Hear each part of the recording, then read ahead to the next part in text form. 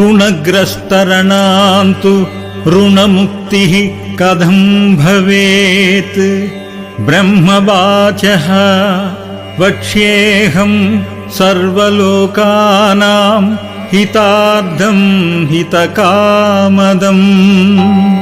श्रीमदाङ्गारकस्तोत्रमहामन्त्रस्य गौतम ऋषिः अनुष्टुप् अंगारको देवता मम ऋणविमोचनार्थे जपे विनियोगः।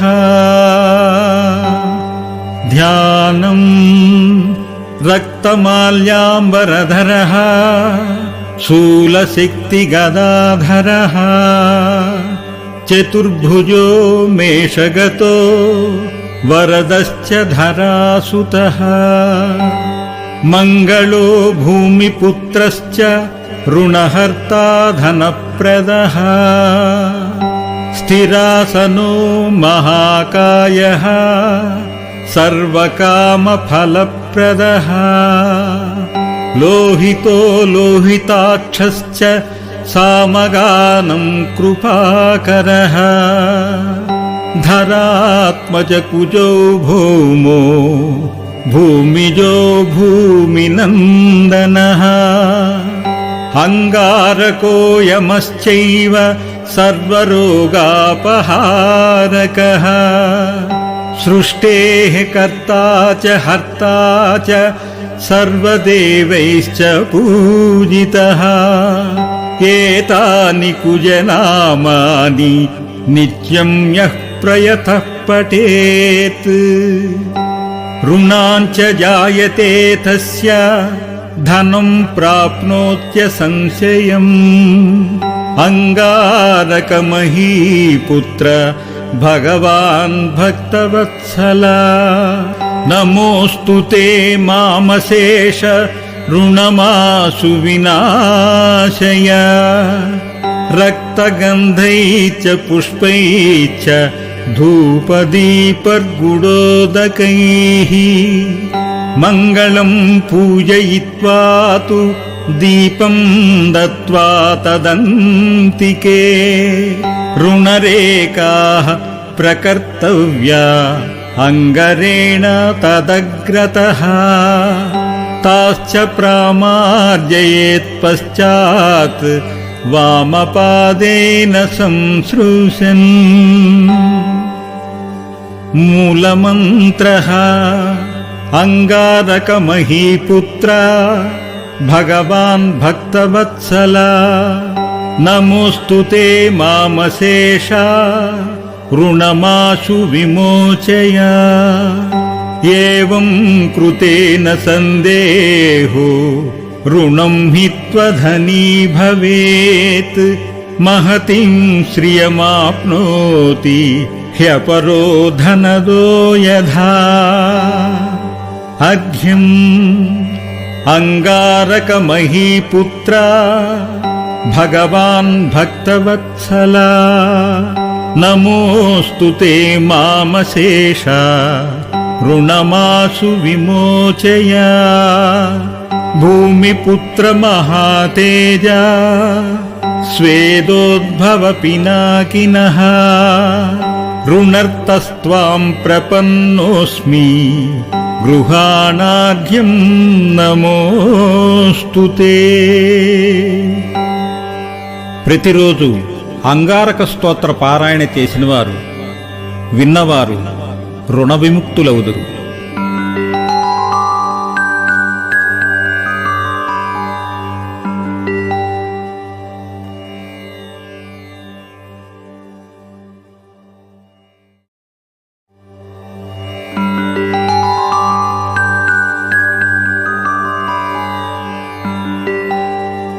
ऋणग्रस्तरणान्तु ऋणमुक्तिः कथं भवेत्।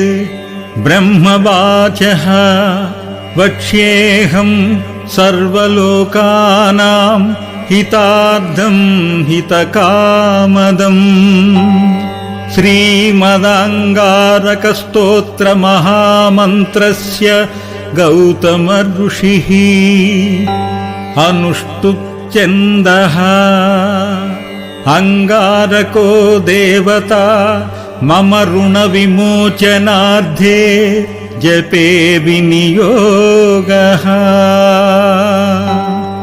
ध्यानम् रक्तमाल्याम्बरधरः शूलसिक्तिगदाधरः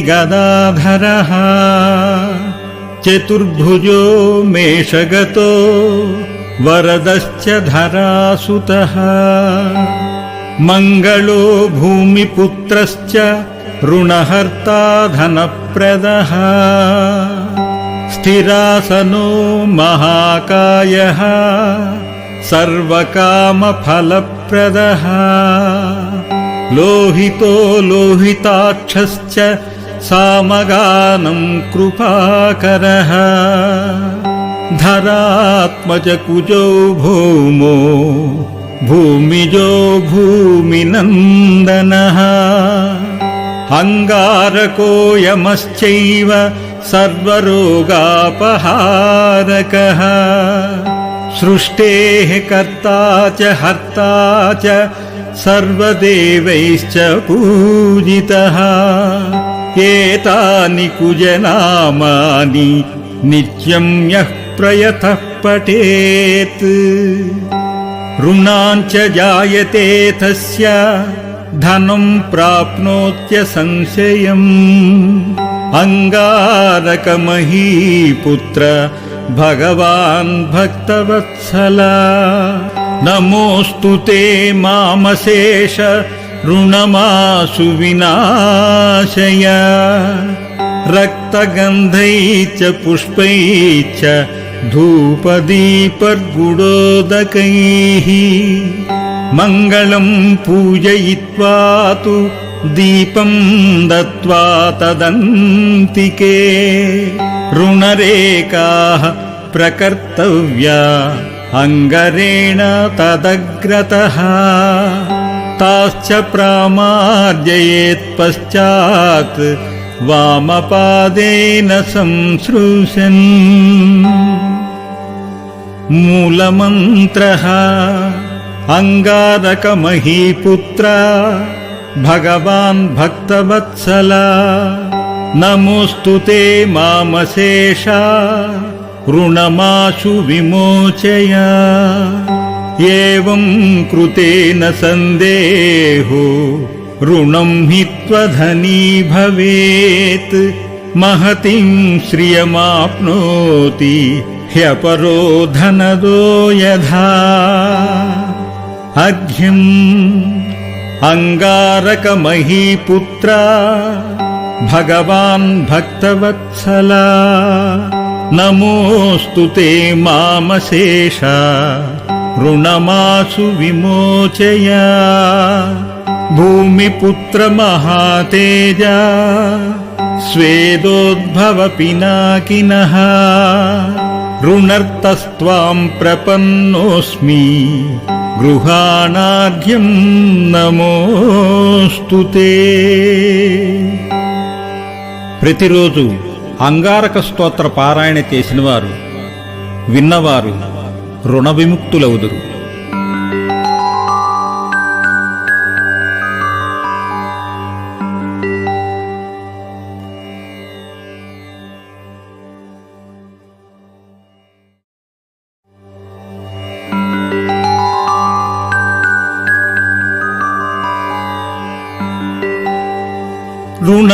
ऋणग्रस्तरणान्तु ऋणमुक्तिः कथं भवेत् ब्रह्मवाचः वक्ष्येऽहं सर्वलोकानां हितार्थं हितकामदम् श्रीमदाङ्गारकस्तोत्रमहामन्त्रस्य गौतम ऋषिः अनुष्टुप्छन्दः अंगारको देवता मम ऋणविमोचनार्थे जपे विनियोगः ध्यानम् रक्तमाल्याम्बरधरः शूलशक्तिगदाधरः चतुर्भुजो मेषगतो वरदश्च धरासुतः मङ्गलो भूमिपुत्रश्च ऋणहर्ता धनप्रदः स्थिरासनो महाकायः सर्वकामफलप्रदः लोहितो लोहिताक्षश्च सामगानं कृपाकरः धरात्मजकुजो भौमो भूमिजो भूमिनन्दनः अङ्गारको यमश्चैव सर्वरोगापहारकः सृष्टेः कर्ता च हर्ता च सर्वदेवैश्च पूजितः एतानि कुजनामानि नित्यं यः प्रयतः पठेत् ऋणाञ्च जायते तस्य धनं प्राप्नोत्यसंशयम् अङ्गारकमहीपुत्र भगवान् भक्तवत्सला नमोऽस्तु ते मामशेष ऋणमाशु विनाशय रक्तगन्धैश्च पुष्पैश्च धूपदीपर्गुडोदकैः मङ्गलं पूजयित्वा तु दीपं दत्त्वा तदन्तिके ऋणरेखाः प्रकर्तव्या अङ्गरेण तदग्रतः ताश्च प्रामार्जयेत् पश्चात् वामपादेन संसृशन् मूलमन्त्रः अङ्गारकमहीपुत्र भगवान् भक्तवत्सला नमोऽस्तु ते मामशेष ऋणमाशु विमोचय एवं कृतेन सन्देहो ऋणं हि त्वधनी भवेत् महतीं श्रियमाप्नोति ह्यपरो धनदो यथा अर्घ्यम् अङ्गारकमहीपुत्र भगवान् भक्तवत्सला नमोऽस्तु ते मामशेष ऋणमाशु विमोचय भूमिपुत्र महातेज स्वेदोद्भव पिनाकिनः ऋणर्तस्त्वां प्रपन्नोऽस्मि गृहाणार्घ्यं నమోऽस्तु ते ప్రతిరోజు అంగారక స్తోత్ర పారాయణ చేసినవారు విన్నవారు రుణ విముక్తులవుదురు.